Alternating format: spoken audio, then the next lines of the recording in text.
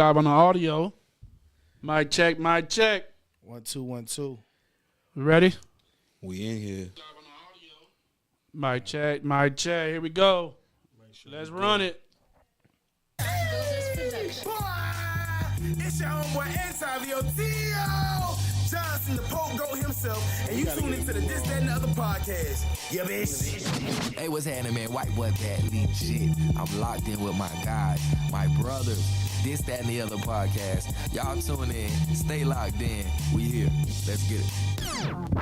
Yeah, if you don't know, you won't know. This is the one and only Coney, Mr. Producer's Chair, Mr. 1234, Mr. Your favorite producer. Yeah, dig. You're now rocking with the This, That, and the Other podcast. Get into it. Man, listen, y'all already know who it is. It's your boy Taj Mahal. They call me the gospel because I'm nothing but the truth.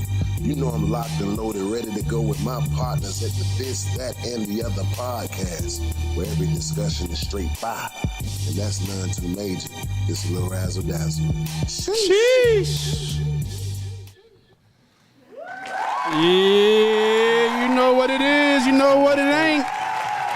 It's Thursday night. Let This, That, and the Other take you into the weekend. We got a big one in the building tonight, fellas. Yes, sir. Yes, sir. Yes, sir. But you already know what it is. Thursday night. Chat.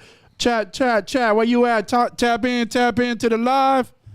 We got a big dog in the building tonight, fellas. Let's go. That's one of the Florida goats. Yeah. A goat in general. Yes, sir.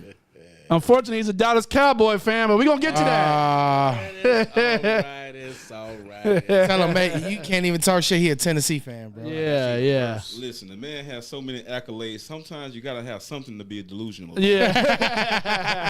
Right. I'm going to ride with my boys. Yeah, You got to. That's the name of the game. Ride or die. I respect that. I don't respect bandwagon jumping. Nah. Yeah, exactly. But you know what it is, man? Can't leave pod alone. The game needs me. And by me, I mean us. And by us, I go by the name of Olu. It's your boy Saint So Wavy. And this Swann in here. Yes, sir. Shout out to Vont'e in the building. Yes, sir. Yeah, give it up for Vont'e. Let me get my horns ready.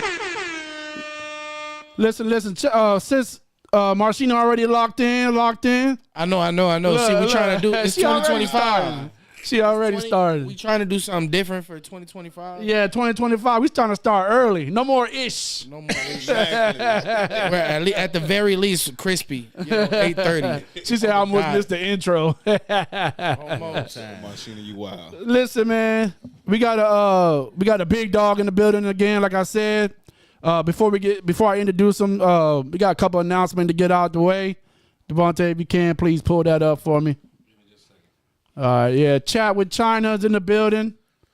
Marcina, a.k.a. Chat with China. Big China.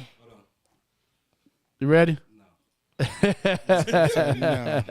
All right, so it's going down Saturday, January 18th. It's the second anniversary, 2-year anniversary of Snoop's Burgers. Let's go. You know what it is? And also, that is the MLK parade. Yes, sir. So we suggest that, enjoy the parade and all the festivities. But as soon as that thing is done, come kick it with your boys over there at Snoop's setup. You can't miss it. You'll see the truck out there. And if you ain't never had Snoop's Burgers, Swann, tell them. Listen, let me tell you, bro. Go ahead and get yourself prepared. Don't even eat breakfast that day. You know what I'm saying? Sometimes the belly empty. Yeah. You want it empty, especially if you're finna try that big back that he got there. I don't suggest you eat grits and go and eat that sandwich. With the triple X wings, bro, with the loaded fries, Parmesan fries. It's gonna be a big deal, man. We're gonna have the whole swag out there. It's gonna be looking like a VIP section. And especially if his daughter make them cookies, bro. Oh yeah, the cookies. Marcina said, Biscuit said, let y'all know Lil China's in the building. Lil China's in the building. Lil China's in the building. So yeah, it's going down. It's a day party celebration hosted by us, Snoop's Burgers. We're gonna be doing some interviews there, man. We're gonna be interviewing the boy Lanedo 863, aka BKA, I don't formerly AKA known Big as Lou. Big Lou. I don't know if I'm gonna be partaking the part of the interviewing part. The interviews, I'm definitely there for it, but that interviewing, I don't know. By the way, Chris, this is my grammar coach too. He corrects me on all my your grammar all the- issues. Yeah, because Lou sometimes he'll free put. speech country, man. My boy Can't make have words out. man. Yeah, Hey, Yeah, from time to time he'll put the emphasis on the wrong syllable. We're gonna be interviewing Lanedo, aka Big Lou. We also gonna be interviewing Culture on First. Yeah. If you are from around these parts, you already know what it is when it's Culture on First is involved. We got the boy Polo Petey. Yes, sir. Yes, sir. City know him. We got a couple of special surprises, so we're not going to get too much into it. More info on the way. Again, that is January 18th after the MLK parade around Avenue Q and 1st Street. If you're from them parts, you know what it is. You know where that's at. January 18th is going down. Now, the reason why we're here is going down this weekend. This weekend. January 11th, in case you don't know what the date is. It's the Gentleman's Masquerade Gala. Hosted, can I say hosted? Yeah. Hosted by the big homie we got in the building tonight. It's a benefit Yeah, charity. gala, charity to end human trafficking here and everywhere. facts. It's at the Fort Harrison Grand Auditorium, Fort Harrison Avenue in Clearwater, Florida. It's the Scientology building, if I'm correct. Yep. If you know what it is, if you're hearing this right now, I think it might be too late to get the tickets. Definitely too late. Already closed. Eventbrite is shut down. I love done. Yeah. Hey man, Eventbrite closed. That ain't my problem. You knew the date. Yeah. Knew the date. Maybe pull up, maybe some scalpers out there. I might sell my ticket for a good price. You gonna shark my ticket? Dang, boy. Hey, Lou said, look, hey, it's a half a ticket. It's a half. So it's half price. Meet me around bike. Pause. In the door. In the dark. By his damn self. Somebody hit him with the spotlight. You see Lou pop up. What's up? Oh, hell no. But Get the last 30 minutes. so if you're gonna miss this one, if you ain't got the ticket, you're gonna miss it. Is there one coming up? June 7th. June, right? So you do it, if I'm correct, June and January, right? Twice a year.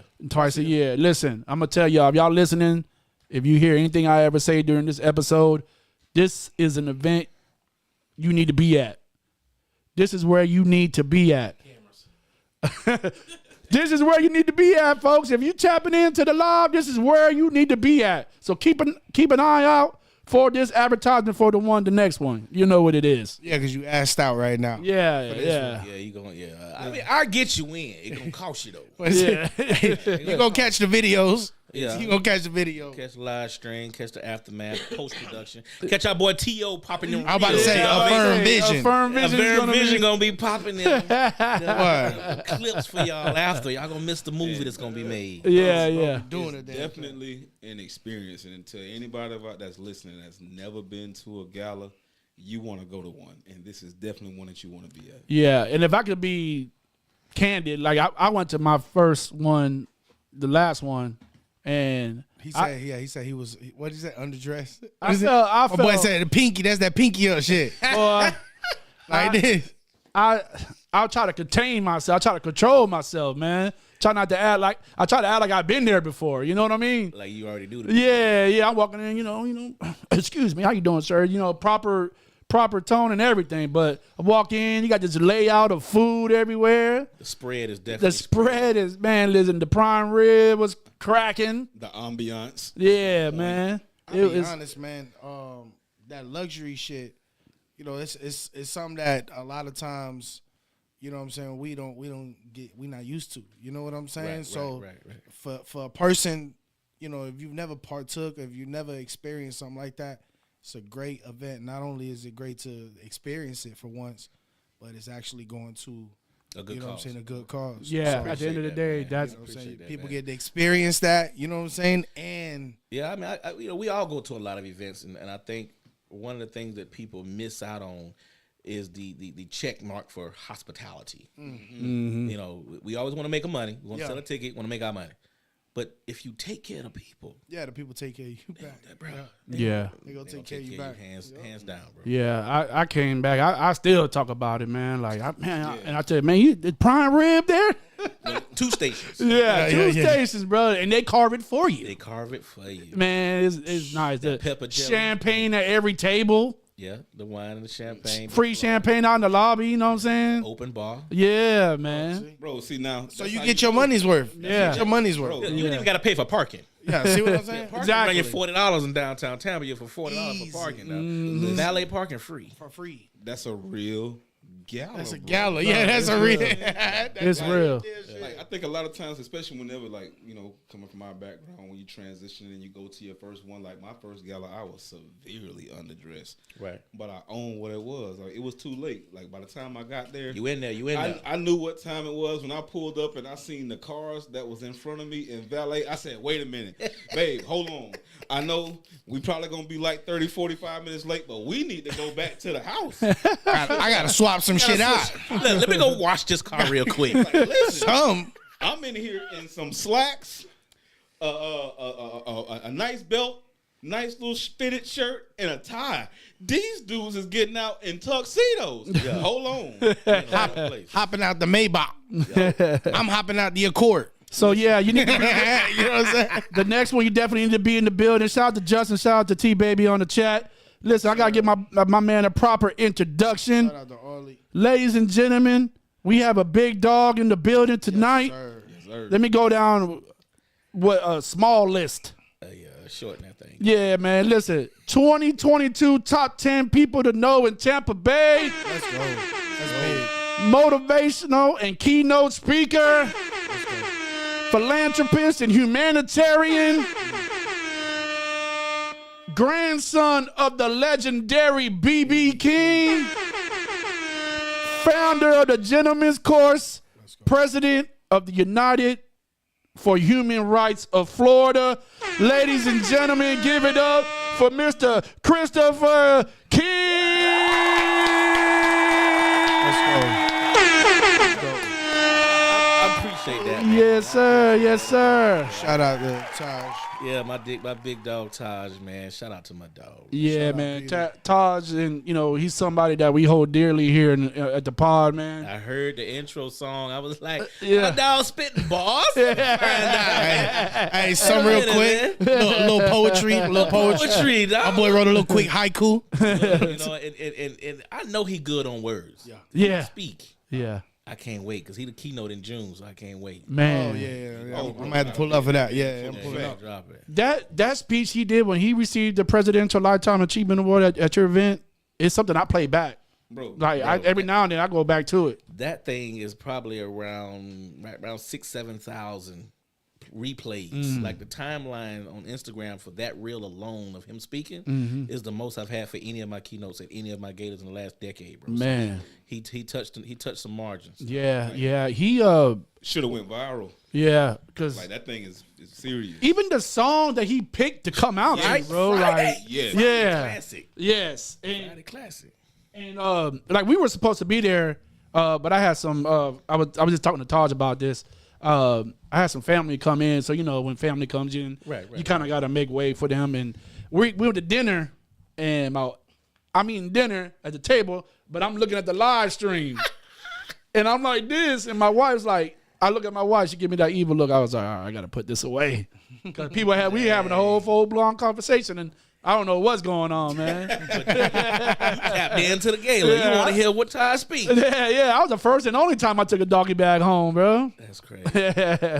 But shout out to the chat. Shout out to Taj, man. Like I said, he always be revered around here, man. Yeah, he definitely is, man. Shout out to Chat with China too, man. Marshina, thank you for checking in, man. I don't know who all listening in over there, but Yeah, if I know you, I love you. Thank you for tuning in and checking in to this, that, and the other podcast and my people over here, man. Appreciate yeah, for sure. Shout out to Marcina around here. That's big sis right there, big sis. even though we older than her. Big little sis. Yeah, big little sis. We just got to call her big because that's Big China. Big We can't China, say not the little sis. one. Little China. Yeah, yeah. We got Arlie Christian on the Let's go, sis. chat. What's up? Yes, Lord. Yo, shout out to Avenue Blue. Yes, Big Don Lord. in the building. Done. Yeah, man. Listen, so let's get right to it, Chris. Let's go. If you can, man. I want to get to your. I'm curious about your childhood, right? Before we get to the. Wait. Hey, time out. That was not part of the question list you sent me, bro. Now we talking about government cheese and free lunch meals. Hey. Hey, let's get to it, Yeah, man. Let's get to it. I know you've, like I said earlier, you from Dallas, Yeah, born in Dallas. so let's take it from there. No bandwagon, man. I was born in Dallas, man. That's why I'm a Cowboy fan. That's my home. South Oak Cliff. Shout out to South Oak Cliff. Anybody from Dallas, Texas, man. Y'all know how rough it is in socks, man. Comparative to like, Detroit, Chi-Town, it's some killers out there in socks. So Yeah. I made it out the sticks. Raised in Georgia. So I'm a Georgia boy by trade. Dang, man, it's a long time. I'm 42 years old. You talking about childhood. Let's see here. Rough upbringing, man. I was raised by a single mom. So, being in a family where you have a drug-afflicted, abusive, and 3-time felon father, I don't know who can relate, but it was rough. It was definitely rough growing up in a single-parent home, with one sister. It wasn't that nice, but I figured out a pathway, and, of course, that pathway was in the streets.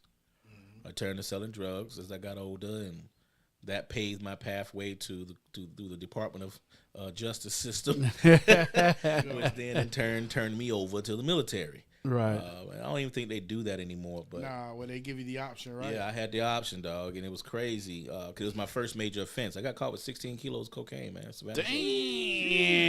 It was bad, man. I was 19 years old in my house. Yeah, it was crazy. The story is I was doing a deal, and the dude I was selling to went outside and started shooting a gun in the air. Oh, Lord. Crazy, right? Drew attention to the neighborhood. So police didn't know where it came from. But they started knocking on doors, trying to figure out, anybody hearing any shooting in the neighborhood. It was in West Side Savannah. And believe it or not, the chick he was with opened the door and backed up. Now, that's a violation because now you just told they can come in the house. That's stupid. Right. So ultimately, they came in the house. I'm sitting on the couch, rolling a blunt, and I look up. All I see is a badge and a uniform, and I'm just, drop my head. Like, I know this is not happening right now. Like, Yeah, you cook. Yeah, like, I'm through. Yeah. So I kept rolling my blunt. Yeah, facts. I'm gonna enjoy this last one. Bruh, all of it. He didn't even, but he said, "Oh, we got a party in here." I said, "Well, I guess you got one because I'm finna show have mine right now." At least hit the bit two times. I did. I finished rolling. I twisted up. I sparked up, and he went in the kitchen and seen all the dope on the table. And he said, "Who dope is it?" I said, "It's mine." I ain't even finna go through all that, right? We're not finna do all that. It's mine, and I kept rolling my blunt. Lit it.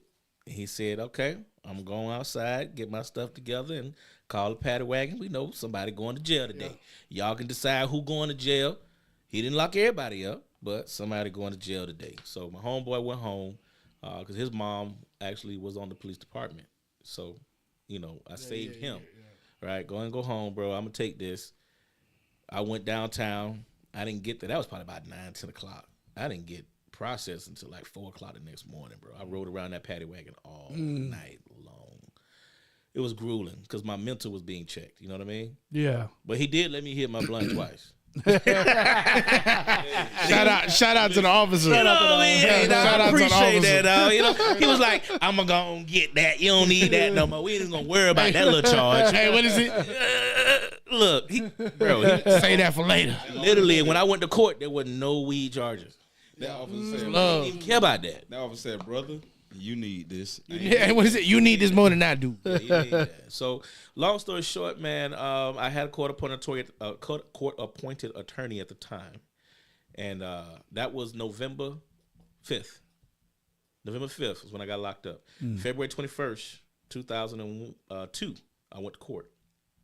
30 days later, I was on Paris Island footsteps, March 22nd. Military. So that was that time where like you had the choice. Like there were times where if you got in serious trouble, you can either do your jail time or you can do your 20. Yeah, you got to do 20, right? So Georgia had this rule called the First Offenders Act. That was a law they had. And if it's your first major offense, they can give you the option. And since I had no priors, not even a speeding ticket. Yeah, none. That was my first major offense. You know, I had advocates in my corner. The lawyer, my parents, my stepfather at the time, were advocates for me, man, and community leaders, etc. Everybody came to bat. And since I had already been teetering about the military, you know how you play around with the ASVAB and the DEP program and the Poolie, because I like going to the movies and to the free restaurants with the recruits. You know what I mean? I'm going to eat up all the food, let them do all they talking, I still ain't going nowhere. Well, they fixed that real quick. So I ended up going to the Marine Corps. When I walked out the courtroom, the judge said you got two choices. Choice A is 60 to life. Because, you know, in Georgia, they give you 15 years a key. So it ain't like Florida, boy. No, you getting 15 a key. So the other option B was, he said, was outside the courtroom. He didn't really say what it was. He just said option B is outside. So my lawyer, she said, so what you going to take? I said, obviously, take whatever outside. Whatever B is, because A is with the bailiff through that door. So obviously, if I ain't going with the bailiff, whatever B is, let's go see what that's about. It can't be as your bad. ass. Hey, I'll take an ass whooping, bro. I'll take it. I sure got one. So I walked out the courtroom. We stopped in between. There was two sets of double doors, and we stopped in between. And that's when she educated me on what was on the other side of that door. And she said, there's a recruiter on the other side of that door. I said, interesting. So military. She said, yep. If you go back in that courtroom, you go to jail. You go out this courtroom, you see the world. You see the world.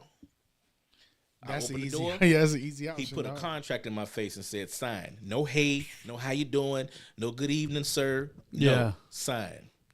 I signed up to be a private for 4 years. Immediately.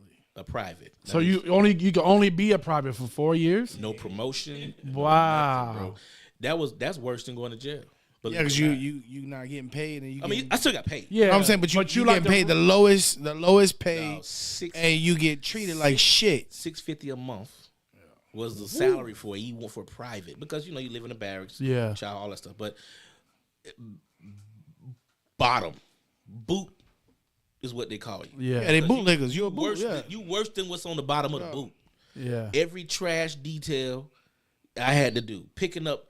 Cleaning. They call it field call. We pick up trash off the ground with tweezers, all kind of stupid stuff. I had to do all that foolishness. Any extra duty, standing guard, I had to do all of that. So I didn't get, so that was the clause. No promotions. No promotions. Wow. No that's your basically that was your punishment for 4 years. Your punishment.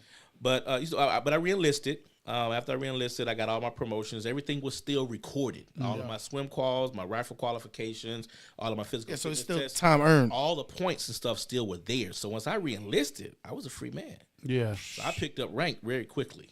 And then I did right at 10 years, but I also went to combat 4 times. So it wasn't nice. Thank you for your service. Thank you for your service, for sure, man. So be careful how y'all do them loud noises. By my head, I learned, I had to go through therapy. I took therapy for 3 years, bro. I went in therapy for 3 years just to get my mind back, because I was very unstable. Combat is not for the weak-hearted. Right. That shit break you. So around that time, it had to be Desert Storm, was it? That was in 2002. No, 2002. That was way Iraqi past. freedom. That's Iraq. That's Iraq. Iraq, Iran, Afghanistan, man. It was crazy. And I also did some stuff in Korea, but that was more so training operations. We did Camp Mudjuk, and that was called JWAT, which is jungle warfare training. So a lot of times people ask me, why are you so calm, Chris? And I simply tell them that you don't want me to get mad. Trust me. Let me be calm. Let me stay in this space. Right? Facts. Let me be here. Because if I go there, it's a problem. Yeah. And that's why I keep my hands to myself. Stay over here, man. But like I said, therapy, because loss of life is not something anybody can just make easy. You know what I mean? That's rough. Yeah, well, you see it over and over and over. Were you the one that caused it? Yeah. See, a lot of people talk trash, but I kill you. Yeah. Nah, see, it's different when you actually on the other side of that trigger. Yeah. And you pull it, and you see that round break flesh, and it hits somebody, and their life is gone. See, That's a whole different feeling than just you talking about, I shoot you in the leg, or you shoot somebody, or you shoot in the air. Nah, you aiming specifically. Yeah, You trained to not miss. Pink mist. Pink mist. I That's what you I trying to can see. kind of relate to that because I grew up as an Army brat. So my father did 24 years in the Army. Yeah. Drill sergeant, did Yeah. all that. Retired E8 in the Army. Okay. And, there's certain things that my dad did that was not normal. You know what I'm saying? Right. But we just kind of, dealt with it. You know what I'm saying? Dealt with Because we know he's shot, combat wounded Vietnam. Plus, he's Puerto Rican. And he's already kind of, you know what I'm saying? He's Already, right? Yeah. He just looking for a reason. Yeah. So he lived by the I wish mentality for real. exactly. Like in our, for example, growing up in our household, my mother did all the disciplining because my father likely to go overboard. You know what I'm saying? There was a couple times, he got a little overboard, but that's our generation. You know what I'm saying? Yeah. We caught irons and Everything. All that, bro. cords, Everything. that. Get thrown at you, got thrown. If it's within arm's reach, You caught it. Yo, in our household, we had the chancleta. You know what I'm saying? Which is like my mom used that bit like a ninja star. that sandal. You that know, sandal. she just throw it at you, come back. Hey, They come back and she hit you again with it. And that's when sandals used to last like 40 years since they was leather. Yeah. The thong sandal, the one that go in between. Yeah. Not That's the one the that's one. not That sandal. it burn when it pop you, but if it catches sideways, it hurt. It's a whole knot. Yeah, it hurt. Yeah, you can Leave a knot on your head. Shout out to Wanda Gaines in the chat. She said, "What's up?" New outlook. Yeah, she doing big things. T baby in the building. But now you touched on something that a lot of people don't think about, except for the ones who are going along with that are family members of people who are in the military who've been in combat. Right. That mental part of it when they come back home. Like I have a cousin that he's on year 10 right now, and I think he just re-signed and he's overseas. And I have a friend that was an Army Ranger. Right. Like you said, it's different when you're in the military and you're the one that's out there shooting people. When you come back home stateside, a lot of people don't understand. You may talk to everybody. You may talk to a bunch of people any kind of way that you want. Right. Don't talk to somebody who done been over there that actually been killing people. Don't go mouthing off. Yeah, don't do that. Don't do that. Because they liable to snap and get you. We had a friend that me and Lewis used to work with, Mr. Sam. Oh no, we bring him up quite often on the pod. Mr. Sam was a Marine. Simplify. Mr. Sam, if you listening in, simplify. He was heavy set now, but of course when he was In his prime. He was a diesel. Yeah, he People was. who don't know him, like he don't talk about that unless you like engage in conversation with him. Right. Talk about it. But it was a one incident we all know. Mr. Sam was a Marine. He was one of the ones they sent out in the team of 8 or whatever little small group. The squad. Right. They're going to get stuff done. That don't bother Mr. Sam like that. Yeah. I mean, I was 165 man in my prime, man. 165 pounds. Crazy. I'm 250 now. You like high. When you was there. I don't even know high. 165 pounds, man. I was running 3 miles in 15 minutes. Oh. Damn. We knocking out 21 pull-ups and 100 crunches like it ain't nothing. Yeah. But you are correct, man. Mentally unstable, and it takes time to understand that balance. But just because the Marine out of shape doesn't change his mindset. He's still there. And this one particular day, Ryan, somebody want to push the buttons. a younger guy, frat guy. Well, I think Ryan played what? He played baseball, Something like that. Yeah. Baseball. Yeah. college or whatever. And he feeling himself. He just look at Mr. Sam like he's some overweight white dude. No. This man said something to Mr. Sam. Mr. Sam stopped what he's doing. He said, listen, you break room right now. Right now. Now, me and Lewis sitting there looking at all of this going on. I'm like, Ryan, I don't think you want to go in there. Don't go in that break room. And he went in that break room. Man, when I tell you no more than 3 minutes later, Mr. Sam just walked out the break room. He come back. Now, both of them went in there. But Sam came back by himself. He said, man, Swann, can you believe he just punched me, dude? He sat back down and went back to doing his job. We wondering why Ryan ain't came back. No witnesses, controlled reflexes. Yeah, man, we go in the break room. I kid you not. If you ever seen a Looney Tunes cartoon where you see somebody go through a wall, Ryan was in that wall. In the wall. In the sheetrock. In the sheetrock like this. And his body shake. Man, listen. You talking about a straight shoulder grab?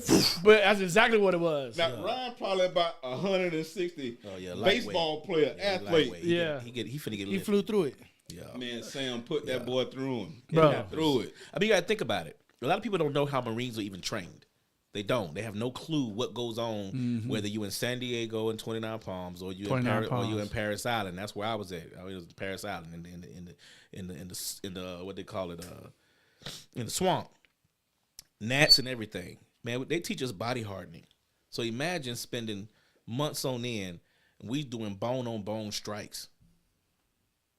So that means That's why your bones can get calcium buildup. You don't feel nothing you no don't more. feel it. So that's why when Marines get drunk, they say don't fight them because now they drunk and they really don't feel. They don't feel nothing, bro. Everything getting tore up. I had a neighbor that stays by. He moved to Tennessee, but he was a Marine and he was on a lot of medication. But he was a cool dude. You used to smoke with him, and he wouldn't even like to talk about what was going on. But he taught me some knife tricks. Yeah. And how Hand-to-hand combat, dog. never to have a knife a certain way, always hold it a certain way, and stuff like that. And then you just brought up, memories of him. He was a cool dude though, but he's crazy. They teach us how to survive, man, with the minimalist of things. Yeah. Like I don't need a gun to hurt you. I don't need a M16. That is, first of all, a weapon. We are the weapon, and that's how they train us. Yeah. So anything is a weapon. This mic, it's all weapons. Yeah. It's how you train to use them.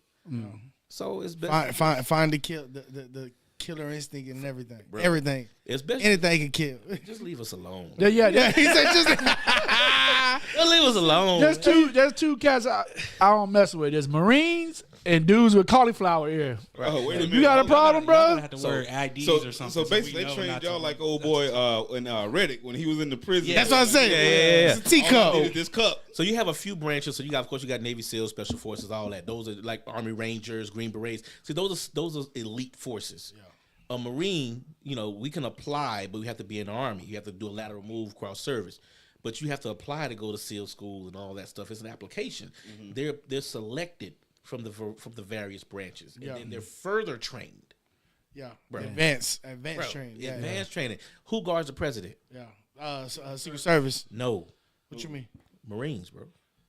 They're the only branch of service at the White House. Secret Service is the law enforcement, but the only branch of service. This military. Marines is hardcore. But you also got to think too. Marines are always the first ones. Their front lines. Because we're the only ones that does not require an act of Congress to go to combat. Yeah. See, Army, Navy, and Air Force, Congress has to initiate an act for them to actually go. Marines, no. But Marines, no. The president can just pick up the phone, send in 3-2, send in 6-3, and they're gone. That's it. There's no conversation. I didn't know that. That's damn. There ain't no conversation. So we're the first in and the last ones out, bro. And we're everywhere, internationally and local. Yeah. So with that being, so you're in the Marines or whatever. Let's stop your childhood right there. Like I said in the intro, you are the grandson of the legendary BB King. Right. My father's father. Yeah. So I would be remiss if I didn't ask you, how was your relationship with him? If any. Yeah. He was my first mentor, man. That truly saved me from a lot of different situations. So let's just be vulnerable for a moment, right? Mm-hmm. When you're talking about a troubled kid, having a wealthy, famous, globally famous relative, a father who is not even on par, right? And a mother who is receiving all those negative benefits from that abuse. Is your father BB King's son? Or? Yeah, he's junior. Okay. He's junior, bro. So that's the crazy part behind all this. How can you be junior and you doing all this stupid stuff out here? Yeah. But then I was a product of him, so I almost followed, and I said almost followed in his same footsteps. I never beat a woman. I never got abusive, nothing like that. I never did drugs to that degree like he did. We all smoke a little 420 back in that day, but that was it. So ultimately, he helped me make a lot of decisions that I needed to make to become a better person. So after the military, I had to figure out who I was because he wouldn't come let me work for him as a kid. So after I got the military, I said, "Papa, man, I'm trying to figure it out. I need to go to work." And he said, "Well, I ain't got no job for you, son." I said, "Well, can I throw luggage?" He said, all right, I give you, the last leg of the tour. And he had like 10 dates left on his tour. Mm-hmm. All right, cool. So What year is this from? Man, this was in 2008, 2009. Yeah, 2009. Because I moved to Florida in 2013. So it's probably about 2010, 2009. I got on the bus with him. And then that's when I realized, okay, it is truly a different world out here. Throwing luggage. I met a lot of celebs, concert tours, all of it. But he taught me business, how to engage people, conversations, contracts, how to manage artists. So then he said, don't just work for me, work with me. I didn't know what he meant, but I figured out quickly, and I started La Rock Management Group, and that was my management company where I managed Film Mob.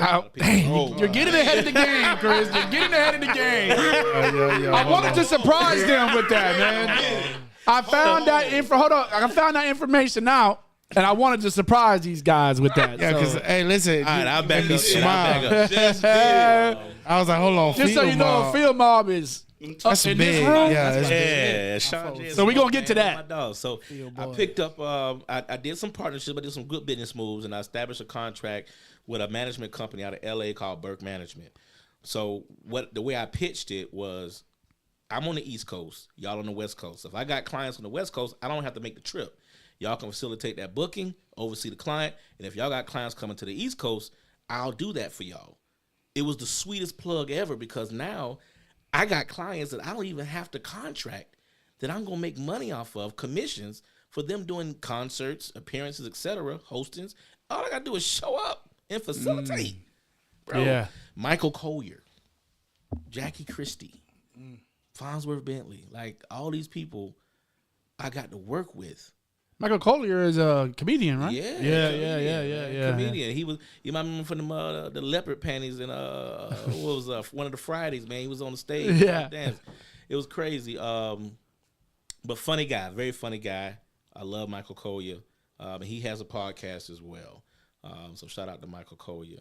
But I got a chance to work with a lot of people, and then I my last duty station. So here y'all go.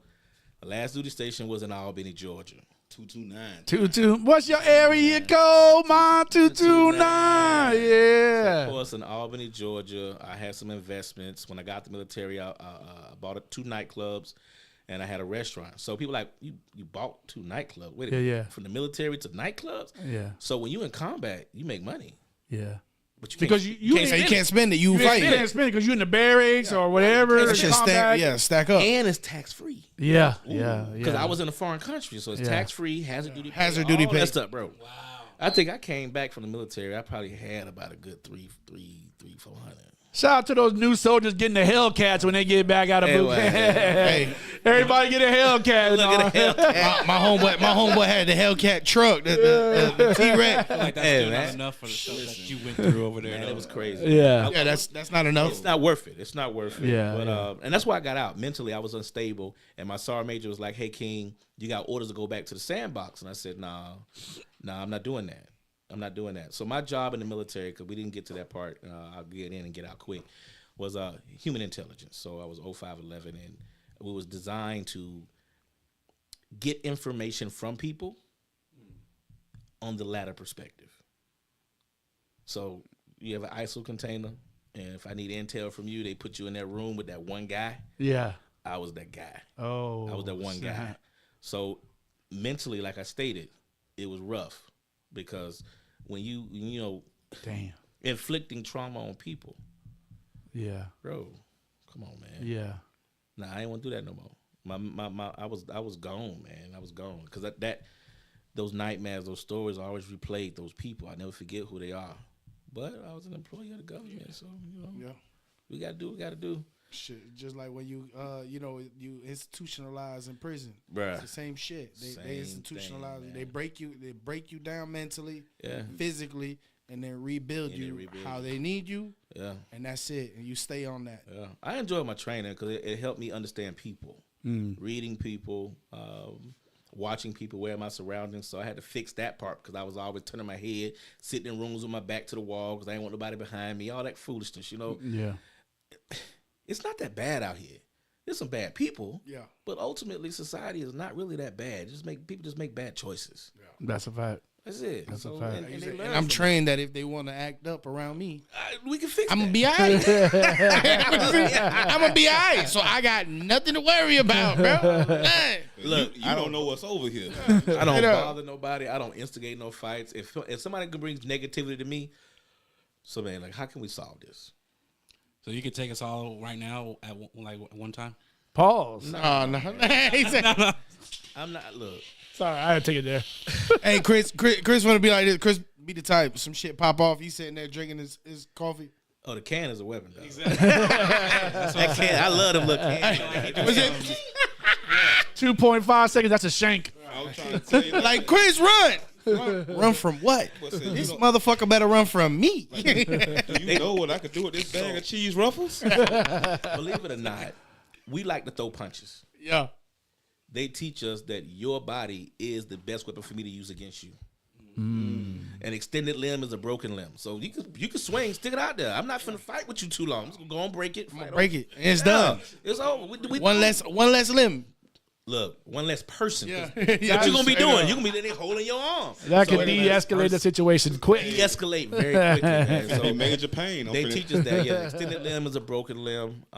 They teach us to use the body on body. So weapons, that's if we ain't got no choice, Yeah. right? And the numbers just get crazy. Now, I'm not gonna sit the sack and just beat all y'all, man. Nah, y'all some big dudes, man. I ain't anybody finna sit there. I ain't finna do that. We finna cap right now. It's gonna be a fight. It's gonna be a tussle.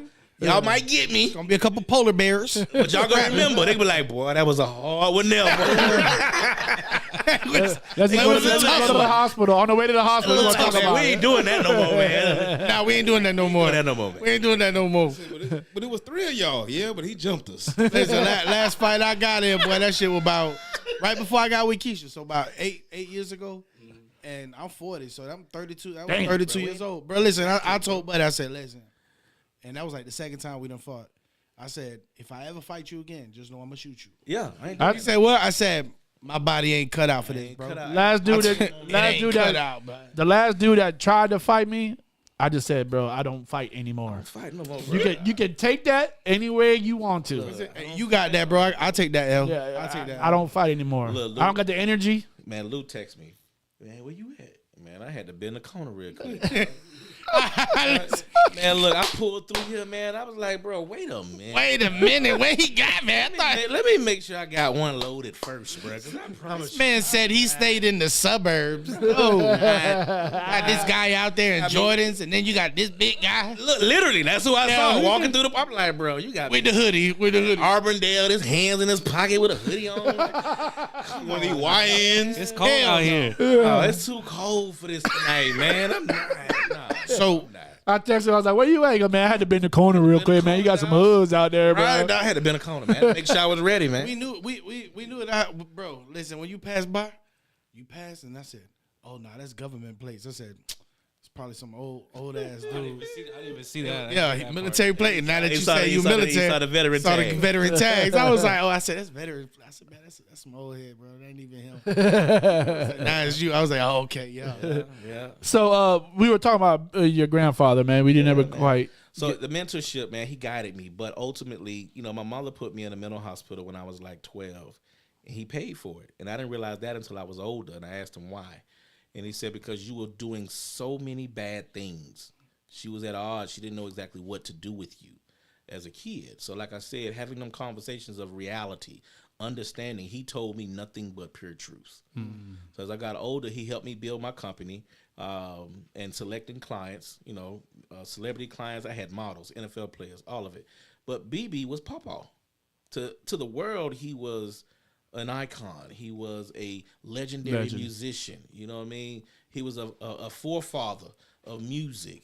But ultimately, to me, he was just Pawpaw. We would sit up in the hotel rooms at 4:00 in the morning, man, and just be talking, eating. They're for my country people, eating collard greens, catfish, and buttermilk with cornbread in it. He used to scoop it out like it was ice cream. It was crazy. So, but that was he loved good country soul food, buffalo fish. You know, family reunions in Indianola, man, was classic. Just being able to sit and talk with him was something that I'll never, ever forget because, yeah, he can buy. Money was money, and we always got paid every week. But the conversations is something you can never just get rid of. I'm about to say them stories. He was cool people with Elvis and shit too, right? Yeah, They were like best friends, right? Man, I done met Anita Baker. That's We what had I'm saying. conversations. All man, look, and B, I want a drink. Anita. We was in Detroit at the Motor City Casino, and she said, Shout out to Motor City. I want a drink. And he said, okay, let me get my grandson. And this is how my program was really built off of understanding. This is one of those memories. So I come over. He said, grandson. I said, yes, sir. He said, Miss Baker would like a drink. She says, now, baby, I want a rum and Coke, but I'm not going to tell you how to fix it. I said, oh, shit. You better make sure it ain't too strong. Bruh. So It ain't too weak. I got a lesson real quick. So I walk out to the bar. I said, okay, man, I need to get a drink, man. And she didn't tell me how to fix it, so I need your help. So he was a real bartender. He said, who to drink for? I say, Miss Baker. He said, Anita Baker? I said, yes, sir. He said, okay, I'll tell you what we're going to do. He fixed the rum in one cup and put the Coke in the other cup. And he said, when you take this to her, you allow her to pour her own poison. Yeah. You don't bring her a pre-mixed drink because she's a lady. So she'll mix it to her own likeness. Her own liking. Message.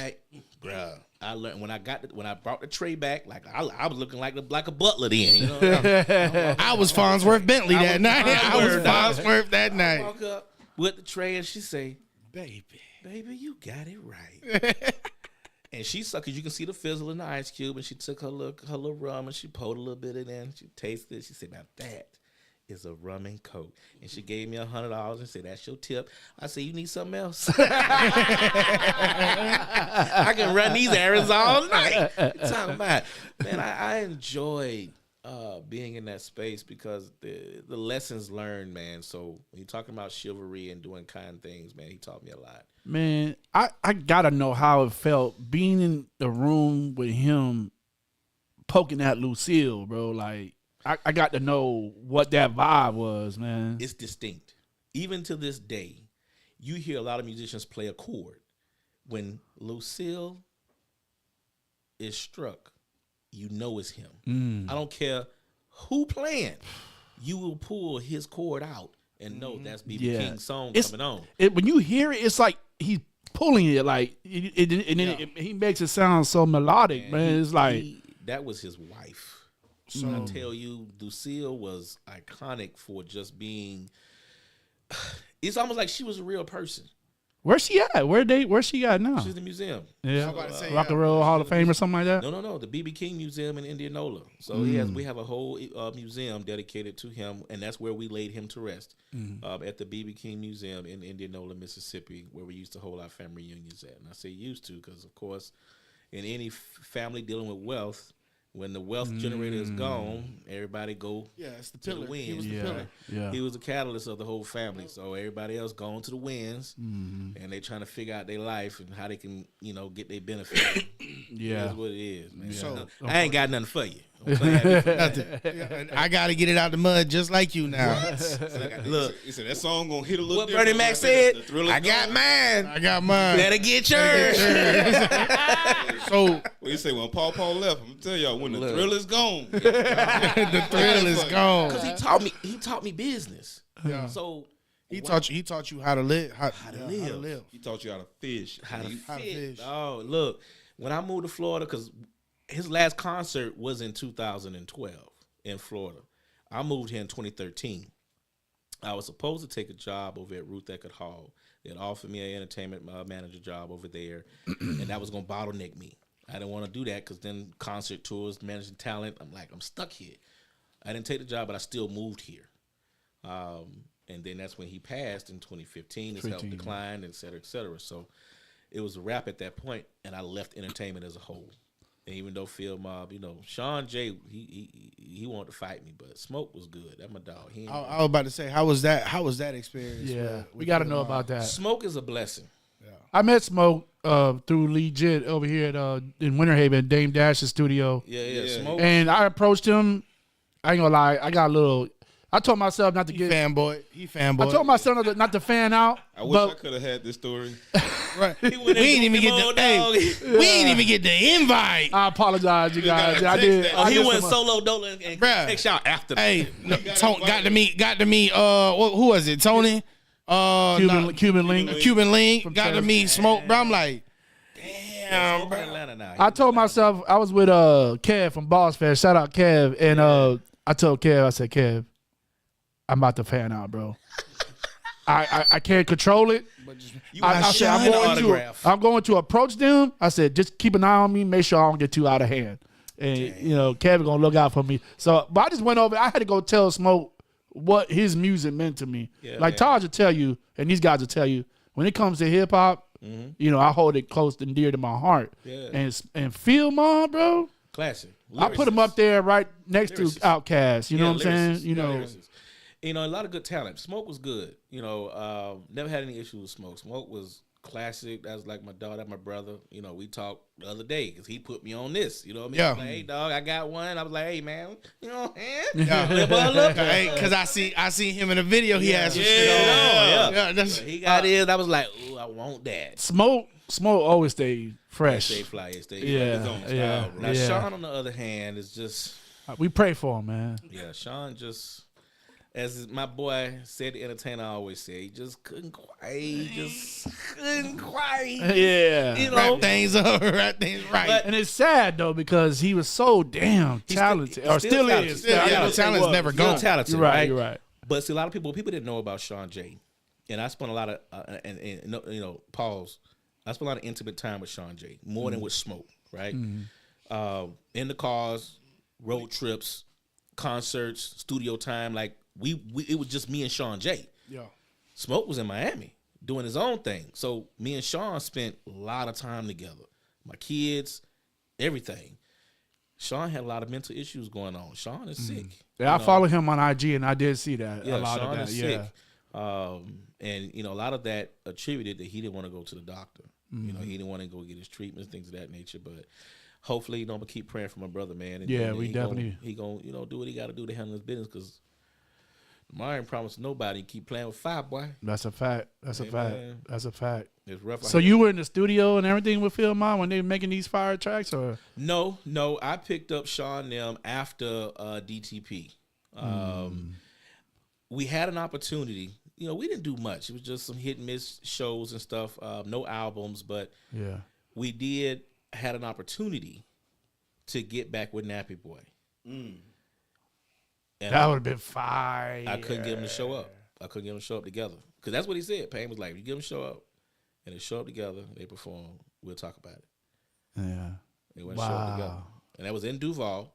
I was there. I had one of my clients, Jeremy Mincy. Shout out to Mr. Mintz Productions. He was a studio. He had to end with Nappy Boy. And he gave me the plug and was like, look, let's do it. But they wouldn't show up. Together. Crazy. Yeah, Were you still with them at the time when they did the We Bike? No. That's the mixtape, Yeah, when they got. the brother mixtape, right? Was that after DT? Yeah, that was after. Yeah, because they said they dissed Luda on that mixtape. No, I wasn't with them then. Because you got to think, There was some friction there and all. bro. Because when I told Sean I was through, he showed up at my house ready to fight because he missed a court date, and I told him, bro, we've been gone for literally 2.5 weeks between Albany, Duval, Savannah, back to Duval, back to Savannah, back to Duval, back to Albany, bro. I'm not going nowhere. And I asked him, hey man, Sean, so what about your court date in Tallahassee? I already took care of that. On the way back, the next morning he called me, hey man, we gotta go to Tallahassee. No, I don't. Yeah. I gotta go to court. Bro, that's not my problem. I'm not going. I asked you about this. We could have went. We had to come back home. We could have went straight to Tallahassee. So nah, man. So here's a lesson for anybody that wants to manage talent. Make sure you understand protocols. Make sure you understand your investment, your commitment. Because when I tell you, I lost a lot of money behind Sean. Not Smoke. Sean. I ain't gonna never see that money back. None of it. And I don't care about it. Because I'm blessed. He didn't record any singles. A lot of studio time. I ain't gonna see none of that back. And I don't hold no grudges against Sean. None. I want him to thrive and win. But people need to understand managing talent is not easy. And talent got to understand your manager is not your booking agent. And he ain't your security guard. And he definitely ain't your publicist. He's just your manager. He's the manager. So you have to provide him with the business to manage. And see, and I learned that from my grandfather. So I don't know why I was stupid enough to allow them things to even happen to myself when I knew better, right? But I believed in a dream, in his talent. And I was like, man, this could really work. We finna be on. Yeah. And no, that didn't happen. Shit happen like that, bro. Yeah. Shit happen like that. But sometimes certain things gotta fall apart for better things to fall into place. You're right, because now look, but we Yeah. done built the whole. I done built the whole new thing. I was about to say, What? so going. Hold on, before you. I'm sorry, I want to get to the chat. First of all, Marcina texted me and said, you "Tuck your thigh in, Saint." She said, "Oh, she said your thigh." Done. She said, "Please put it away, bro." Bit down or something.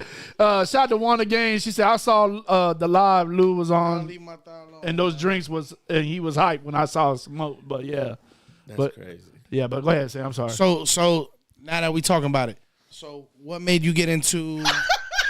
I gotta cover it up. You know what I'm saying? You did not just cover your thigh. Yeah, I had to. I had to with my leg. Pause. Hey, I felt the breeze up the thigh. You know what I'm saying? So I had no Joe Budden moments, bro. I hit get butt naked in front of people.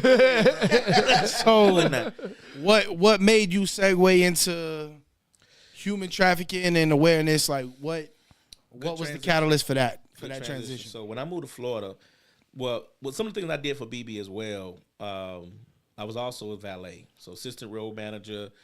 I was in charge of wardrobe, styling, and dressing him as well. So I had a good thing for fashion. And when I moved to Florida, I had to reinvent myself because I had no job.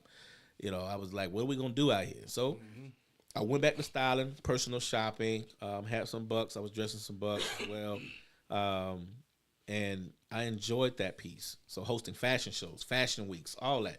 I got booked to host a fashion show for an organization called Miracles Outreach at the Vault in downtown Tampa. I had no clue what it was. My manager at the name, Tina Cox was her name at the time. She said, I need to educate you on what's happening tonight. And she told me the kids that were in the fashion show were actually victims of human trafficking. So I'm like, what is that? I don't know what you're talking about right now. She educated me right there on the red carpet before I went in that building exactly what that was. I gave the money back, did the appearance and hosting for free, and I started volunteering for that organization, learning more about what human trafficking was here in Florida. And that's really how I took the knowledge I already knew from working with my grandfather and being in that world and started teaching that to kids. So it was an easy transition for me because she said, just teach the kids what you already know. So I took and wrote 30 Rules of Being a Gentleman. I grabbed a set of dishes out of my own cabinet, my own clothes, shoes, ties from my own closet, bagged it all up, took it to a library in Hillsborough County, and got some organizations to bring kids over and just let me talk to them. And that's really how I built out the gentleman's course and what it is.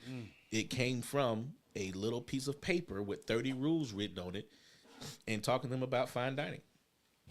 Wine glass, martini glass, all of it. It was Multiple forks. It was organic. Dog. Why was that such a important thing to tell these kids about proper etiquette and what forks to use? And one thing that I found as I volunteered with that organization with those kids is that they lacked self-value, but they also lacked proper decision-making processes. So they didn't know what was good, what was bad.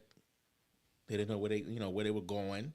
So if you want to go somewhere, you got to have some good skills. So let me work on self. Let me teach you how to better you, better yourself, better your mind. Introduce you to experiences that can put you in better rooms. Because if we teach our kids McDonald's and Applebee's, that's the best thing popping. Outback, Longhorn, no offense to those brands, but we know there's better quality out there. yeah, And I think we need to introduce our kids. Just like if you won't buy them Walmart, or back in the day it was Kmart. You won't buy Kmart clothes, but you go out here and buy Polo. But you won't take them to Fleming's, but you'll take them to McDonald's. I'm mixed. I'm confused. Yeah. So you'll expose them to clothes, but you want to expose them to experiences. And quality food. Quality food and quality experiences, quality environment. You want to educate your kids about going to the trap club, but you won't take them to a formal gala. Come on, man. Where's the value? So I saw a lot of missed opportunities and a lot of not haves in kids. And that drove me to want to create different situations that I knew I had to not only network and resources, to introduce them to better things in life that they probably won't get on their own because they're not in the circle of people or their families are not in the mindset to put them in them rooms. Sometimes it take the littlest thing to spark a kid's, imagination or determination to learn more. Man, I just learned what this small fork does. What else is out there? That little bitty fork. Yeah. A little baby fork. I didn't know to put my napkin on my lap. You know what I'm saying? Man, so what else do I know? A real butter knife. Yeah. Not the one we use to make our mayonnaise sandwich. Yeah. Or our sugar sandwich. Oh, wait a minute. Y'all poor folk in the room. Our syrup sandwich. I don't understand the sign. That's a placement knife. It's not a butter knife. Butter knife is like this big, man. It's the little tiny. Man, it's real tiny. Yeah. Because all you doing is just. Yep, that's it. And you're supposed to butter a small portion of the bread, Yeah. not the whole loaf. You don't bite the. Yeah. We're not getting into an etiquette class today, but educating the kids. Put butter on what you bite. It's funny to them because they be like, "But that's not what my parents do at home," and they just answered the problem. Yeah. Parents are not really parenting the kids how we should be parenting because we act like we know how to be in the room, but some parents really don't know. How to be in those rooms. Like you gentlemen stated earlier in the very beginning, showing up to a black tie event underdressed. That's not because of situational awareness. That's you came in what you thought was proper. Until you seen what proper is. So now you see it. Oh, let me go back and readjust myself. See, that's maturity. That's accountability. That's not like, dog, why you brought me out here? Man, he put all these uppity folk. No. Let me go get my wardrobe together because if you can buy $200 J's, why you can't buy no $200 Kohans or some Saks Fifths, some hard bottoms, get you $150 for a tux, a proper suit, and have that ready for you. Bro, it's so, man, look, don't get me started, dog. the mindset is you talking these guys' language right here. The mindset is so broken, man. That's crazy. It just take me back to that. It just take me back to that first time that I went to the gala. I'm like, it wasn't that I didn't even have it. It's just that I had never been to anything like that before, so I didn't know what to expect. Right, and that's why I said if we introduce them to the kids while they're young, when they get 20s, 30s, they already understand the assignment. There is no confusion of how I'm supposed to dress in that room. But we got to put them in different rooms while they kids, man. While they middle school, high school, the prom is just not it, because that be foolery at most. You're right. I done seen some crazy stuff on prom outfits with some of these kids. Like, oh yeah, wearing some shit they ain't got no business with. No business in, man. Girls and boys, all these bright colors looking like pimps. It's crazy. Yeah, with the capri pants, bro, with the loafers. They ain't even capri. Them long some shorts. Some of them boys. Yeah. Hey, some of them be clean though. I ain't gonna lie. They be fine, man. Some of them be stepping, boy. No socks and no lotion. Nothing. Ankle, bro. Just be out here dry. Bro, listen. I wanted to say this one thing because y'all said about the prom. So listen. If y'all have kids that are prom going age and you have a son especially, please don't go spend all your money on their outfit and their shoes, and then let them go to the prom with that PVC pipe cane they have at the dang on. If you don't find you a nice sword shop, man, sword. See, and that's why I say, like, I had the clothes at the gala, just didn't know what to dress for. But bro, listen, no, you see. The sword shop also will have canes in there. Canes, real canes. With the metal tip on the bottom. Yeah. You got they ain't gonna break when you put a little pressure on it. Right. When you got that PVC pipe when that's supposed to keep Paw from tripping. With that little rubber piece on the bottom. That is not pimping. That is not pimping. That is not pimping. My big question to you, Chris, is this is the ultimate question for me. How many ascots do you have? Are they called ascots, right? They are ascots. Yeah. How many do you have, bro? Because listen, between you and Vic Gurley with the beret and you with the ascots, boy, that's some upper echelon branded shit right there. It's branded. So I'm different, and people know me. I do not like to look like every man in the room. You're not supposed to. I That's do right. not. So when I look at and I know fashion exists, you address it that way. Yeah. So everybody gonna have a tie. Nah, y'all got that. Yeah. I got these ascots over here, and I know how to dress them up and tie Man, them you in do, for bro. them. So The first time I saw it, I was like, look at this Thurston Howell looking cat right here, bro. I probably got about 40.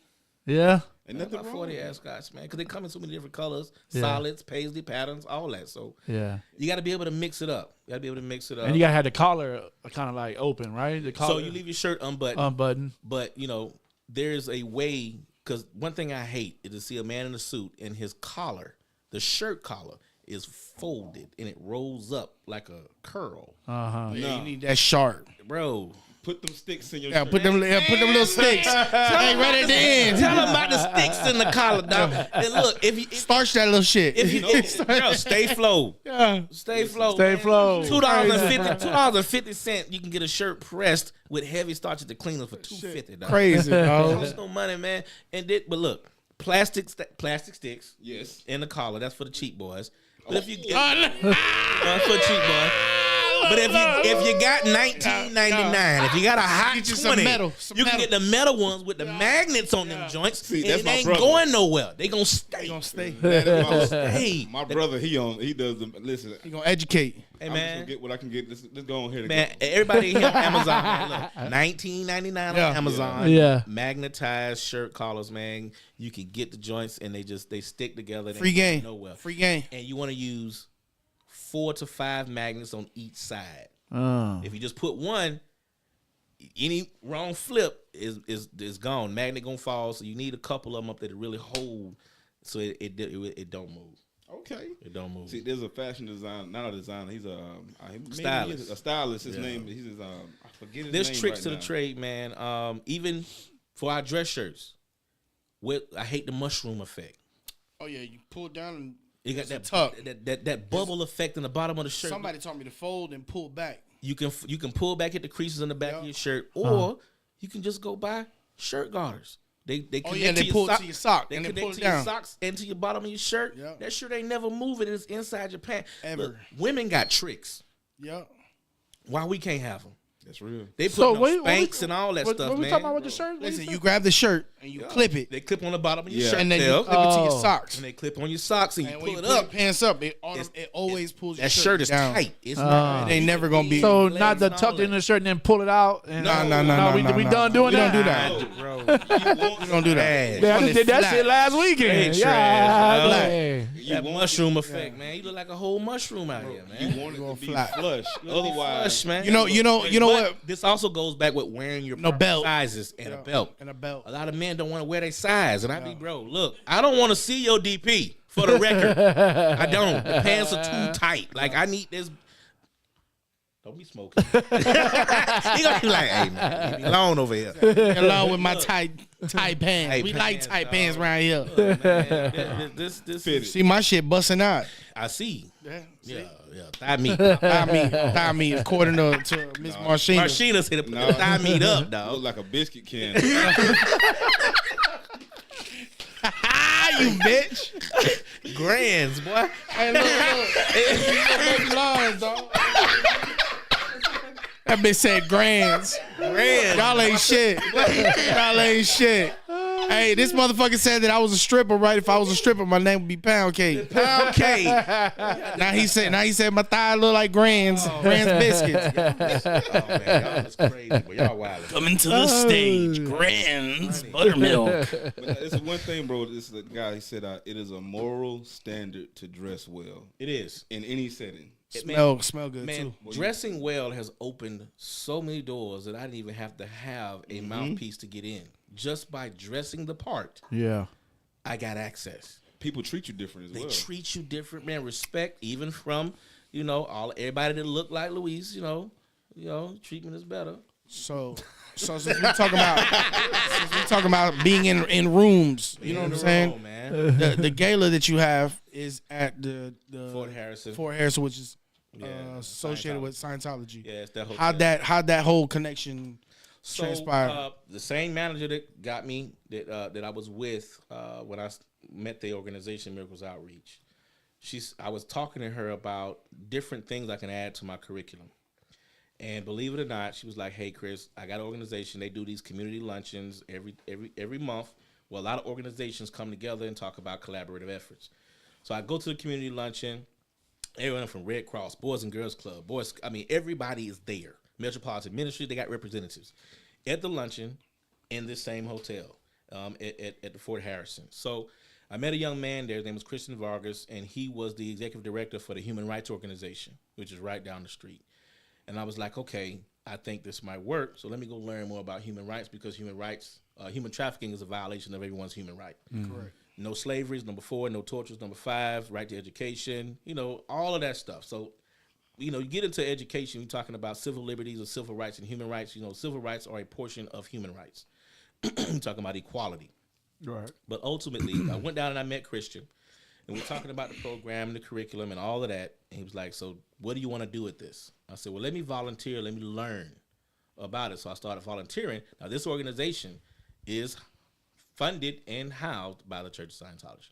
That's their organization. They don't do no fundraisers, none of that. That's their chapter to educate humanity on human rights. That was 2015, 2014 when I started volunteering. So I ain't been here long. This moved quick. Mm-hmm.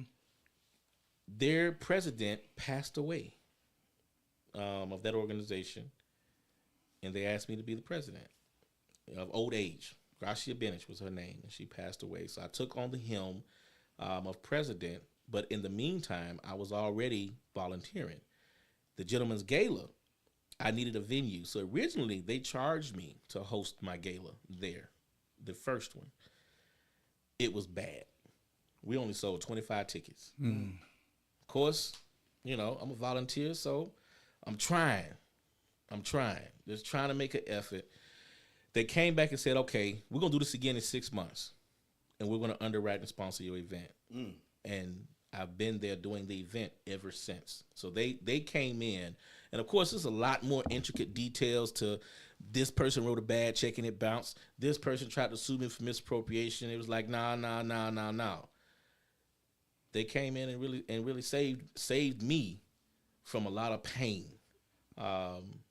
And trying to make community impact possible from my own initiatives. And they've been to support me ever since. My first trip to the White House, they sponsored that trip. My first trip to the White House when President Obama was in office, and I got my first Presidential Volunteer Service Medal. That was a result of my efforts in partnership with them. So, everyone, I tell people this, don't be biased. Mm-hmm. Don't be biased. Because at the end of the day, ain't none of us perfect out here. That's a fact. That's facts. I will find alignment with everybody. It's probably something you do I don't like, but who am I to judge you? Because I don't want to be judged. You know what the Bible say? Judge ye not. Mm-hmm. So I'm not going to judge nobody. If we have alignment, let's create that alignment. Focus on that. Let's focus on the positive, man. I work with everybody. I go to a Baptist church. My pastor is Baptist. That's my home in Dade City, Florida. So ultimately, I don't know what to tell the people. What is it? It is what it is. It is what it is. Yeah. I mean, look at here. Whatever. For 9 years, 1,000 people show up every year to come to my gala. I'm through explaining. Yeah, there's nothing. I'm through. The people have set the message. Yeah, I was about to say it's almost like when we say because we get a lot of artists come through, we get a lot of people from different parts, and one thing's always common. Is that those closest to you 90% of the time don't support you. Don't. So then you make more money with strangers. They get pissed off when you go outside and then be looking at you stupid. But then it's like you really want to look at them stupid because you're like, I could have did this with you. I could have did this with you. Yeah. Nah. But you want to act all like, you know what I'm saying, entitled and shit. Like you deserve some shit. Your pride. Like, so I had to do it on this side. It's the quote. They want everybody wants the baby. Yeah, nobody wants the labor pains. Labor pains. So ultimately, this year's our 10-year anniversary, man. of being in partnership with the church. Congratulations, man. And when I tell you creating impact, you've seen the videos. These people they did a documentary on me, man. Yeah. They got a whole documentary on me. Yeah, that's crazy. Who gonna do that for me? Yeah. Hey, T.O., you gonna affirm? You gonna do a? can I contract you? What is it? Can I get all black background, just the light in me? That's it. And I love my dog T.O. Yeah. He does amazing work. Yes, right? yes. Super talented, man. Yeah, super talented, man. But and I'm not saying that in a bad way because T.O. has always done anything I've ever asked him to do. I call him 2:00 in the morning. Hey, dog, I need a video quick. All right, man. Send me what you got. Send me what you got. He gonna work that thing out. But when you're talking about our people, and he's not in that category, but there are people who are asked to do things for us to try to make something happen, and they give you the runaround, man. They literally will drag their feet. They gonna be late. The quality gonna be trash. And then when you go find the true product to get it done, they gonna judge you like. Yeah. But then they ain't even charged me for it. Yeah. They did that for free. But now here's another lesson. Be careful what you do for what partnerships you have for free. Because ain't nothing free. That's right. It's always gonna be an ask in return. At some point, they're gonna come back and say, hey. So we did all that for you. Right? Yeah, you remember? I need that. What can I get? Can I get that? And of course, they ask. Yeah. They always ask. Yeah. You know what my answer is? I can't do that. Don't work like that, brother. Don't work like that.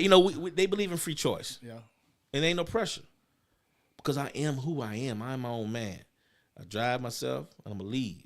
If I don't like it, I'm gone. If I do, let's do it. Yeah. If I don't, man, take this. I'll be good. I'm out of here. Yeah. Ain't no point in talking. That simple. Because what they going to do, fight? Yeah.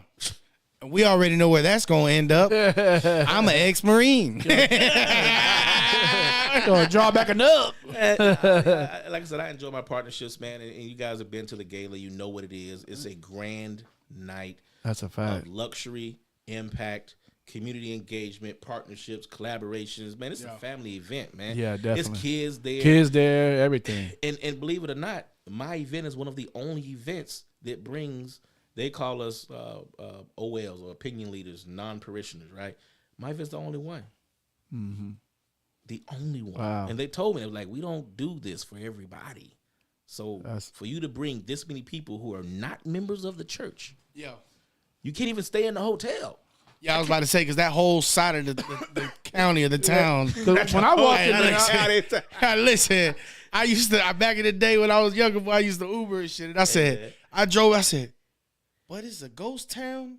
Yeah, like, man. It's cameras on every fucking block. Every block, man. Like, every block. People don't be, I'm like. Yeah, man. When I went to that gala and I walked in, I was like, this is a hotel? Yeah, man. And I'm like, I wonder what a room costs here. My boy, I think Donna was like, you can't get a room. You can't even get a room unless you a member. Stay there, man. Yeah, it's a classy scene, man. So, with you being Christopher King, you definitely have a presence out here in the Bay Area and surrounding areas. People would tend to put you in a certain picture, right? Frame box. Or whatever. Yeah, put me in a little box. Right. So what is the biggest misconception about you that you want to kind of clear the air right now? That's a good question. Man, you know what? I don't even know how to answer that question because I really don't care what they think. I wasn't IDGAF. Don't even be. People gonna have so many conclusions about who I am and what I do, what I can't do. What I can't. Man, look, pull up. Yeah. Get in the room.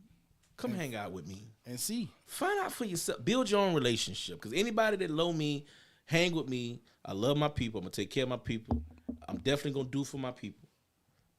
And we're going to rock together, man. It's that simple, man. With that being said, I did talk to Taj yesterday. My brother. And, of course, you were the topic of the conversation. And I want to quote something he said now. Uh-oh. And I ain't the best reader. I was in the LD class. Oh, we heard that already earlier tonight. We know about this. He goes, can't read, y'all. This is from the great Taj Mahal. He goes, I met Chris in October of 2022. And he has been solid ever since. Everything he's always told me he was going to do, he did it. There's not one thing he didn't deliver on. When he said he was going to open doors for me, that's exactly what he did. And that's something that I'll never forget. So that's words from the great Taj. So that's like coming from Taj, you know, that's big, right? Taj put me on the phone with his mama, man. I didn't know his mama was getting an award coming this Saturday. So this is how the award, because people always ask me about nominees. That was going to ask you how that works. Yeah. So nominations are made by previous awardees. Because I was a little confused when Marcina got one. I don't know why. So hold on. Hey, you heard what he said? So nominations are made by previous nominees, Marcina. Yeah. So what that means I always is, go to them first because, you know, at the end of the day, you got it. Yeah. Who do you think deserves it? And you have to have community impact. Who's doing the work? Yeah. And what made me start doing this is simple. We're not getting enough recognition for the work that we're doing. Us, our community, minorities, they're not going to see us and bring us to the table, especially something from the White House. So we got to do it ourselves for ourselves. We got to do it for ourselves, for for our us. own people. When Marcina said, I'm getting the Presidential Lifetime Achievement Award. No, Taj. Yeah. He said, I'm getting the president. I was like, what president? Right. What you mean, the president of what club? She's like, no, the president of the United States. I'm like, man. whoa. Yeah, man. It's crazy. That's something good to have on your resume. On your resume, everything. Man. It's scalable. Especially my brother Taj is, you know, I'm probably going to put that business out there, but and my dog want to be a motivational speaker. And I'm like, Ain't no wanna. hold on, let me. That was our first conversation. He was like, King, man, I really want to get into that space. And I'm like, bro, you already doing it. You're a lyricist, so your vocabulary is very broad. You can do anything, brother. He just needed the platform. So what am I going to do? Man, you going to speak at my event. And he laughed at me. He was like, man, you playing. Like, no, I ain't. I'm dead serious, dog. Yeah. That deep ass. That deep laugh and that pretty smile, boy. Yeah. Nah, bro. I'm dead serious, dog. And he still didn't believe me. I had to call him again. I said, Todd, I'm serious, man. I want you to speak at the gala. He was like, you serious? I'm like, yeah. I cut the check already. Yeah, what is that? Hey, that's what he said. Oh, shit. Sheesh. He for real. He for real. And then when I told him, you got to write it and give it to me. He was like, wait, I can't just off top of the dome. No, sir. Because now we're talking about production. Yeah, you got to read through. Yeah. So, you know, we use teleprompters at our gala. So there's no mistake. We're talking about flawless presentation. He wrote his words. Those were his words. But we provide the software and technology to give a flawless presentation. And when I tell you, he honed that stage. Yeah. It came natural. Oh, man. I enjoyed watching my dog do his thing. Yeah. And I can't wait to put him back up there because it comes to a point to where I don't want to do it no more. I don't want to host it. I want to be able to bring other people to the fold and give them that stage. And I just want to go sit back in the audience and just be the founder. That's it. I want to let other people do that, man. Really and truly. Bro been like that since Jitterbug. That me and him know just like 5th grade, 4th grade. You know what I'm saying? We go back. So see, I never 25, 30 I can't years. even fight you, dog, because I'm fighting like fight Taj. Yeah, hey, brothers don't fight, dog. Yeah, hey, and Taj gonna be like, hey. That ain't gonna work. Can't do that, bro. I love Taj though. Big shout out to Taj, man. Thank you for them kind words, man. I appreciate that. But we talk like brothers. Like we call, we vent. We got a problem, we address it. You know, and I'm not gonna say everything has been gravy because we've had things come up where we had to have one-on-one conversations. But you see what he said. You're right. Right. That's my dog. And I promise you, I'll go to war about my dog. You know, and me and Miss Rhonda talked about it. She was like, he really like you. I said, that's my brother. That is my brother. Vic. Shout out to Vic. Yeah, facts. VICG, boy. Early. My dog. You know, proud military as well. He a veteran, so thank him for his service. But we are a small knit circle, man. Poppy and Beret. It takes a lot to be in this circle, man. It takes a Poppy lot. Beret. Yeah. Man, leave that man in his hats alone. No, man. listen, bro. Listen. I'm just trying to get him to put a t-shirt on. I need him to put a shirt on. My boy put the blazer on. And no shirt. Just look, but he didn't even have no taco meat, dog. It was just bare. It's down. Like, damn, bro, you put Nair on that shit before you came out, bro? Look like a young Ralph. Like that shit wax? Man, Vic, that's my dog, man. Vic is Vic. Yeah. And just like you asked me earlier about, misconceptions, right? Vic don't care. Yeah, he Nah, definitely. at He all. don't care. At He's all. confident. He's educated. successful, very educated. Very smart. Articulate, Look, everything, yeah. self-built. Yeah. See, it's a difference when you can say you built what you got on your own or somebody gave that to you. Yeah. See, I didn't inherit nothing. I had to build it. Taj didn't inherit nothing. Everything he got, he built. Everything you have, you built. We built this. That's a distinction between entrepreneurship and inheritance. See, we build these things. Yeah. So we definitely take it to heart when somebody do it wrong. Yeah. Because ain't no fixing. Yeah. Ain't no take backs. Ain't no take backs, dog. Oh man, Damon Dad said it. The real boss spent his own money, right? Mm-hmm. We invested. We build this ourselves. Ain't nobody gave this to me. That's a fact. That's a fact. Swann, you say you want to say something? Say something? I thought you would. No. I soak up. He waiting. He's soaking free game. He on Amazon, man. His collar stays. He ordered Hey, my boy said shit. Can I get this bitch overnight? What is it? Hey, Chris, you said a 4-pack, right? Overnight. I did it overnight. You sure not the plastic ones? Not the plastic? You said it was 19 for the 4-pack or the 2-pack? Make sure my prime is at. I ain't even gonna lie to you, boy. I sure was like this when I get out Throw this shit in the cart. But nah, like if y'all ever notice, like whenever we have a podcast, especially when we have a really great guest and they're giving a lot of game, right? I sit and I listen. Like, you know what I'm saying? Because like a lot of times people just talking. Now I can sit here and just talk about other stuff that I done been through, right? Yeah. But no, it's like Vic when he was here, Taj, you, and there's a couple others I can't think of their names right now, but just because those are the people who we've been talking about over these last 35, 45 minutes here, right? But when you speaking when you're speaking, and like I'm sitting here going through everything in my life. Okay, so what do I need to do that I could take it to the next level? Okay, I'm listening to everything what you were saying, Even my little moment, I felt like we shared a little second there. Like, put the sticks in your shirt. It was like, nah, there's a better way to do that. There's a better way to do that. That plastic, okay, that's one step. But here, let me show you how to take it to the next level. Do this. But that's just it, though. If we as men start giving people, especially other men, that added value information, hey, bro, I hear what you're doing. What about this? Without expecting anything in return. Yeah. Like, I don't need them to come back. Let me help you level up. Yeah. But I ain't finna be like, okay, now you gotta do this for me if I help you do that. No, see, we gotta remove that factor and just give them that and walk away. I've taken guys that I've known into so many rooms where they can get sponsorship, grants, etc., and left. Gave them the contact. Man, go handle your business. Do that. Do your thing. Yeah. Because I don't need it. I'm already in the room. It make you feel good when I don't know. To me, I'm Puerto Rican, but to me, He's like a black Puerto Rican. I'm a black Puerto Rican.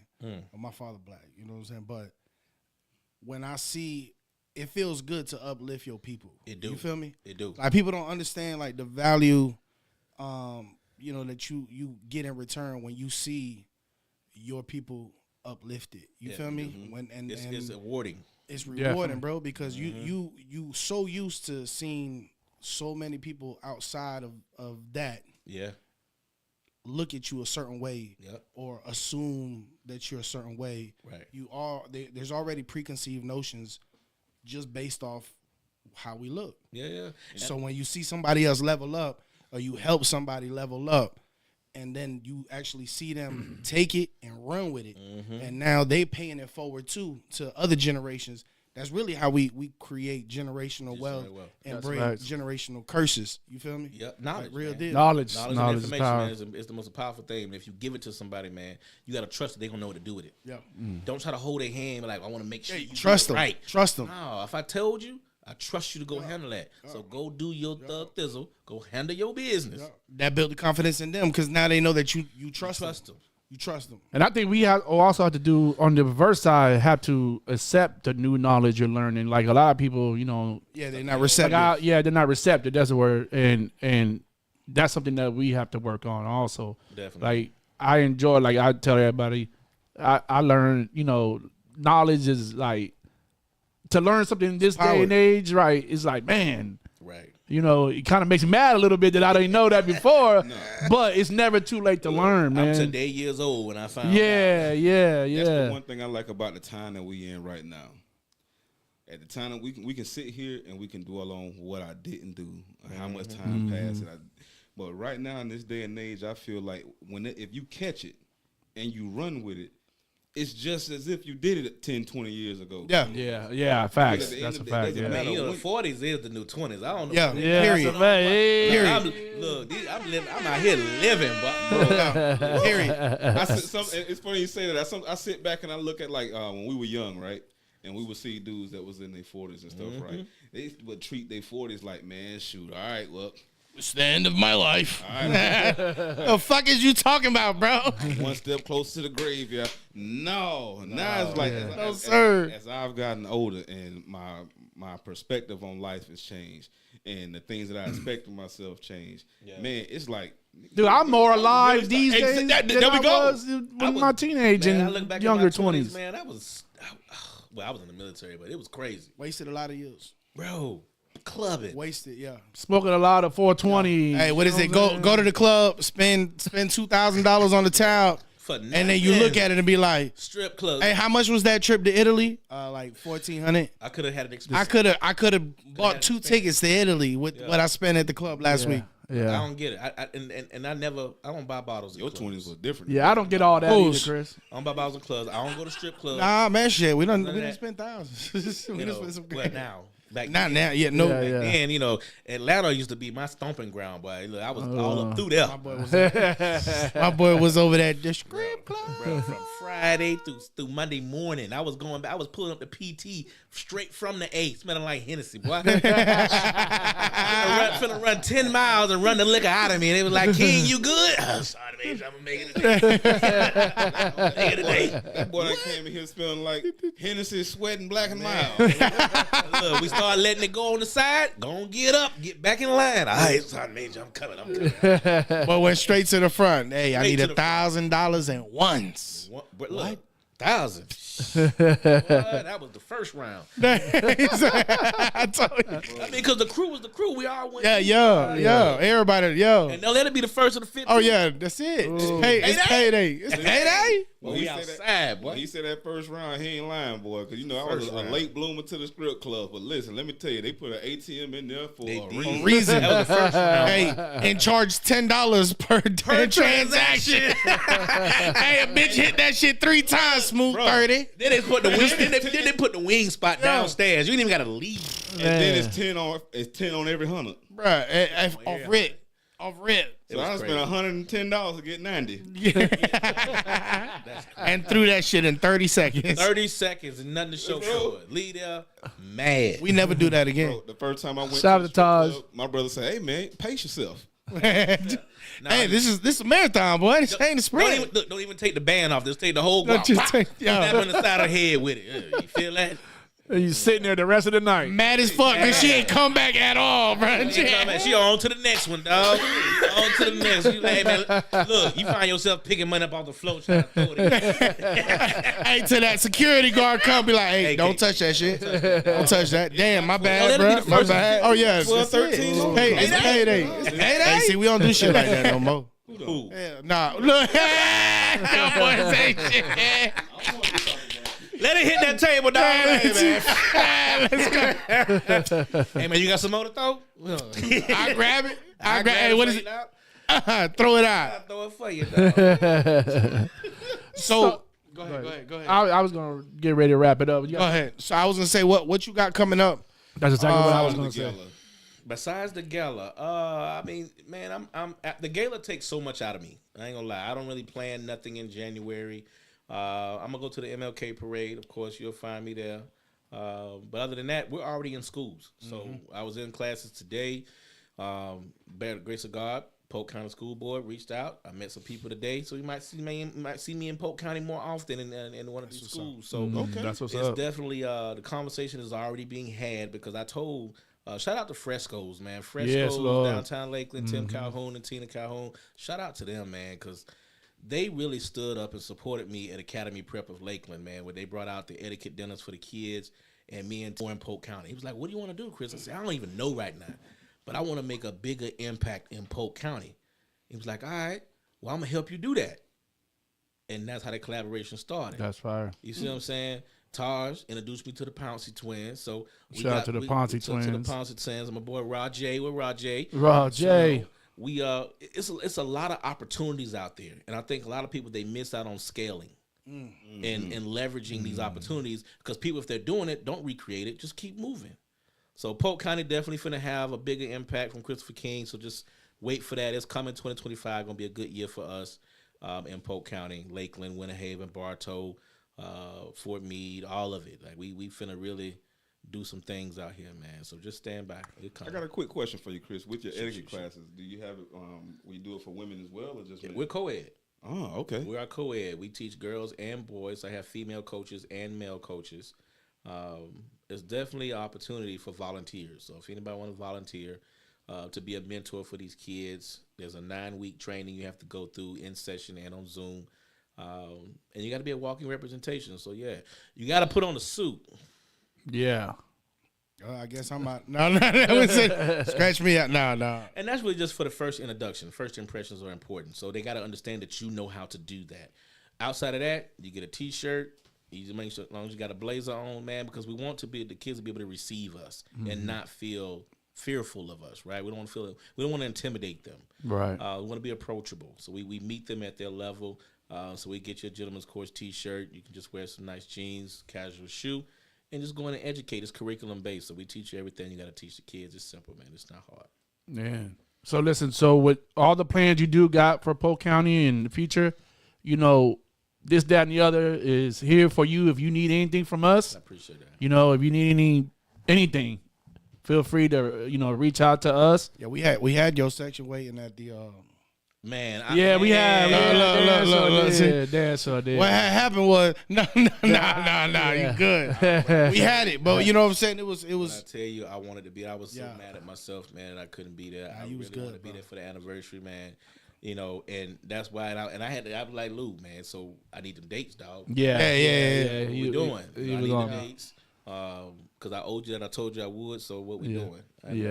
And I wanna appreciate come back, that, man. Thank you for having me, man. man. man, it's a pleasure, that door is always open for you, man. Anytime you Yeah, need us for anything, man. I make sure you got my I number. make sure I got my AR-15 when I come down. Yeah, watch out for the thugs in the front yard. Look, they wear black hoodies, dog, with black slides, man. Yeah. He said, I wasn't even worried about you. That's Grand's biscuit. I was worried about slides in the hoodie. That's what I was worried about. Look, with a bag of chips, dog. It just slides in the house. I'm like, yo, what is going on? Got me in Armadale. Pull out a whole AR out. Everybody listening, man, you can check me out Instagram, The Real Christopher King. You can check me out on Media train. all the social media. You can Google The Real Christopher King and find everything. The Gentleman's Course, you can Google that. You'll find everything, all the social. We keep the branding simple. It's one name for everything, man. So it's out there. Yes, sir. We appreciate the time, man. And I did want to say, man, I am from Tennessee. So BB King's name runs deep in Tennessee. Memphis. The movie coming too. Yo, okay. The biopic is already underway. Who would play? Who's I was playing? about to say. I thinking. I can't. It's non-disclosures. I can't even. Is it somebody we know? Yes. Yeah, Okay. you do know. But I'm starting to think. I can't even put that out there. I got a couple of suggestions. Forrest Whitaker. Them lawsuits That's would be the so first thing big, I thought man. of. Forrest Whitaker. It's not Forrest Whitaker though. No. But them lawsuits would be so big if I put that name out there. Okay. no, I have an about idea. Don't- We'll talk out off air. Don't even disrespect the great BB King with Forrest Whitaker, man. With the eye. Don't do Forrest like It's all right. that. They got CG now. They got CGI now. They gonna fix it. They gonna Fix put it it. back. Fix it. AI fix that eye right up, boy. I got a guy in The mind. back of Forrest Whitaker's neck. No. If you were to man. If y'all get a chance, man, y'all go to Mississippi, man. Go to Indianola. Facts. Check out the BB King Museum. You will be thoroughly impressed. And believe it or not, there's 2 Lucille's autographed in Tampa. It's 2 of them. One's at the Hard Rock. Yeah. A guy owns it. They're in his house in a case. Oh, There's wow. 2 of them sitting right here. They got one in Hard Rock too. Yeah. And shout out to Donnie. He's finna get some memorabilia hung up in Avenue Blue. I Yeah. got some stuff just been framed up at the house. He gonna have an Avenue Blue. I didn't want to put it at Hard Rock, man. I didn't. They don't appreciate it. I feel you. Right, man. No appreciation. Nah, man. Our people need to see that, so I'm putting it inside Avenue Blue, and it's gonna be nice, man. It's one of his concert jackets. It's been framed up and mounted, and it came straight from the estate. So I could have put it in my house, but I got enough stuff in my house. Yeah. That's what's up. I know we keep saying wrap it up. I do. The BB King venues, that's family or that's Licensed. okay. Beale Street Blues Company owns the BB King Blues Clubs, so that's why they shut down the one in Port Orlando. But I used to love that place. I loved it. Yeah, It was that always was my packed. spot. I never Damn, understood why they closed it. So Tony Peters was the owner of that company. He died of COVID, and then his wife shortly after she passed. So the daughter has a company, and they don't foresee having those because you can't get a BB King concert. She didn't understand the magnitude of how to run that kind of club. So you got Montgomery, Alabama, and you got Memphis. You got Itabena. That's it. So, but in the near future, hopefully next year or so, 2 years, probably gonna take me 2 years, but I am looking to put one in Tampa Bay. These conversations are already being had. Love it. Because I live here. And it won't be that because that's their name and brand, Right. but it will be a BB King themed restaurant because New York had one. It was a BB King Blues Club and Grill. Yeah. And that was different. That was independently owned than the other franchises. That's why it was different. Lucille's is already owned. It's already a brand, and that's in Orlando. So you got Lucille's and Itabena right across from where BB King was in Port Orlando, and the company that did that's the same company. Oh wow. That's why they shut it down and Open up Pawpaws. Pawpaws. I like Pawpaws. that. Yeah. I like that. And that It's shit. recorded right here on camera. So Yeah. What is it? Pawpaws. All right, man. Pawpaws with a college night. With a college night on Thursday. You heard it here. I do already have the license for Florida issuance, so I'm not worried about that. Can't nobody backdoor me on that. But we are looking to put a BB King themed restaurant because you got to go through the estate to get that. They not gonna let you do that. I live here. Music jeans. it's Music another- jeans past. Are you musically inclined at all? Not me, my son. I figured it because son. it goes through. He has an invitation already, so he'll make his debut when he feels. He has one to go to the Montreal Blues Festival. They asked him to come play, but Oh, that's dope. it's up to him when he wants to jump out there. But he can play the guitar. And he's got one of those Pawpaws. Not yet. Not yet. I can't let him tell You it. can't bless him yet with it. Nah. But if he does, and he will. He gonna be blessed. He will be playing a Lucille. Yeah, that's why I said it's 2 in Tampa. Yeah. They're sitting in a Caucasian Undisclosed. Undisclosed. Asian man. I'm location. gonna say it. It's a Caucasian man. He has it on his wall in a nice glass case. He got 2 of them, and I was there when he got those autographed too. It was pretty cool. Wow. And when he found out I was living, he was like, "Hey, Chris, man." He actually came to my concert. Not my concert. He came to my first gala, and we auctioned one off, but he still had more. And I was like, "That's crazy." He used to be a concert promoter, so he booked my grandfather to come here, and every time he came. Your grandpa would give him a guitar. He would sign. Well, he'd bring his own. Yeah. Because you can buy Gibson. You can buy Gibsons. Yeah, you can buy they Epiphones. just had to get it autographed. He would Yeah. just get it autographed, yeah. Because Granddaddy would never play an Epiphone. He only played Gibson guitars, but Yeah. Epiphone did come out with a line of Lucille's. So, Man. history, man. Knowledge is everything. Crazy, man. What's your favorite BB King song? Come on, man. I'll tell you mine. Not the Thriller's Gone. That's what they want to hear. That's what they want you to say. I'll tell you mine. It's paying the cost to be the boss. Mine is an accountability. It's my own fault. It's my own fault is my favorite song. And he did a rendition with Bobby Blue Bland live. If you ever got it, Live in Paris? Was it live in Paris show? it wasn't live in Paris. No, yes, they was on the cover together. Yeah. They was on the cover together. Man, I'm gonna play it, man. And they was because my grandfather didn't drink. He never drank liquor, but Really? in the Smoke bogeys? nah, man. Nothing. In the song, they always talked about. Real quick, James says, shout out to Mariah's Burgers and Shakes on the north side of Lakeland. You already know what it is. He says, I remember BB King performing at my elementary school as a kid. That's crazy. That is But crazy. see, And think he about- young. James pretty young. But this is why I want to put the spot here. Because you know how many people got those kind of stories that want to be able to tell it to somebody that it would matter to? Yeah. Bro. Yeah, she's T-Baby said it was in downtown Brooklyn, BB King's. Yeah, downtown Brooklyn. Yeah. Here it is. Play it for y'all. Nah, man. Well, I don't know. Are we gonna get flagged? Bobby, I know you just finished your beer. Bobby Blue Blaine. You want me to open you one, B? Yeah, we open one. Okay, I get it together. Thank you. Ladies and gentlemen, nothing is planned tonight. We didn't plan anything. History. Oh, thank you. Thank you. He brought him a beer, but see, he didn't even. Shout out to Drees. I ain't even drink. Of course, now y'all know I can't play this song like that because of copyright. And Yeah. they don't get us, but y'all gotta go. Woo, check out. you heard it? Y'all, they heard it, right? Ooh, man. I gotta go check out It's My Own Fault, man. With Bobby Blue Bland. It's on Apple Play. On iTunes. BB King, Bobby Blue Bland together for the first time live. 1974.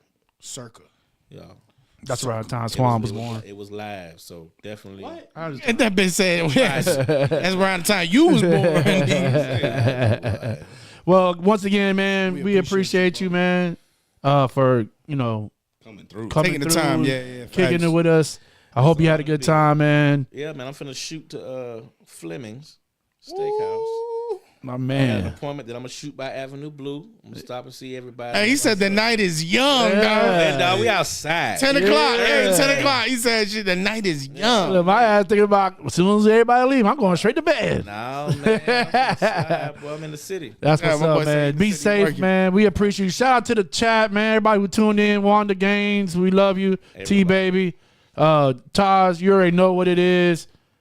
We appreciate y'all, man. Definitely. This is this, that, and the other. I go by the name of Old Lou. It's your boy saying so wavy. Hey, yo, it's Swann. Yes, sir. Shout out to Vont'e. Shout out to Tone Nice. Shout out to Tone Nice. We out this thing. We out. Yes, sir. We out. It's your homeboy Savio Tio Johnson, the Pope Goat himself, and you tune into the This, That, and the Other podcast. Yeah, bitch. Hey, what's happening? My wife told me, I said, yo, them bitches, they was like this.